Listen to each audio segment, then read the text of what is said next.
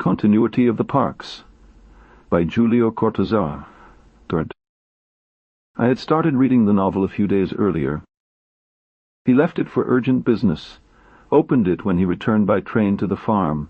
He began to take a slow interest in the plot, in the sketch of the characters. That afternoon, after writing a letter to his apoderado and discussing with the mayordomo a matter of parking, he returned to the book in the quiet of the study, looking out over the park of the oaks. Affixed to his favorite chair, leaning against the door that he had regarded as an irritating possibility of intrusion, he let his left hand itch the green terciopelamus again and again, and turned to the last chapters. His memory effortlessly retained the names and images of the protagonists. The novel's illusory ecstasy won him almost immediately. He enjoyed the almost perverse pleasure of going from line to line of what he was about, and feeling at the same time that his head was resting comfortably on the thigh of the high seat, that the cigars were within reach of his hand, that the air from the windows was dancing under the trees.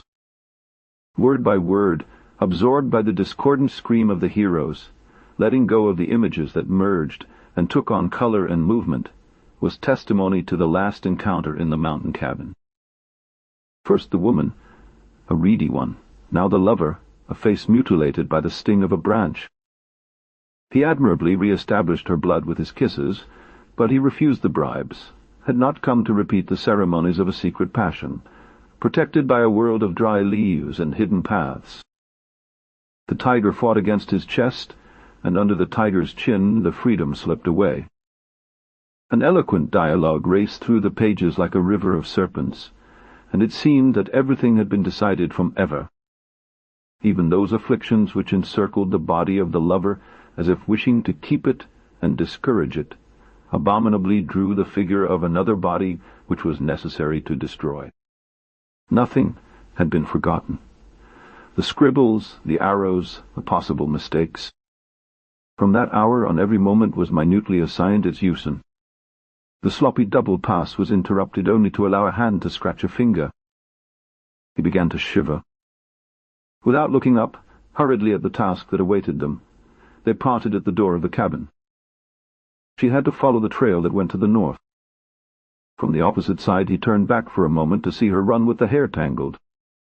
He walked along, stumbling over trees and stones, until he could see in the twilight of the twigs the path that led to the house. The dogs should not have lathered, and they did not lathered. The mayor would not be there at that hour, and he was not there. He climbed up the 3 steps from the porch and entered.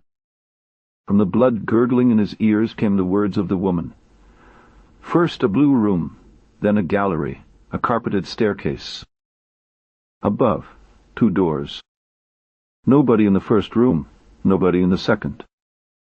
The door of the room, and then the slam in the hand, the light from the windows, the high back of a green terciopelo chair, the head of the man on the chair reading a novel. Fin final of the game, 1956.